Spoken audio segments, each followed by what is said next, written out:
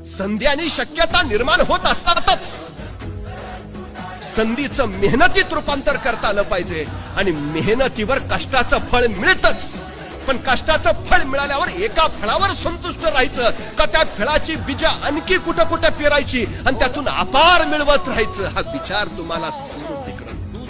Performance बुटात नसतो, performance डोक्यात असतो. पायात वेग यायचा असेल तर आधी मनात वेग असायला हवा. वस्तू, गोष्टी, कपडे, बूट ही साधनं आहेत साध्यापर्यंत पोहोचण्यासाठी. पण हल्लीच्या पिढीची या गोष्टी हेच साध्य झालंय.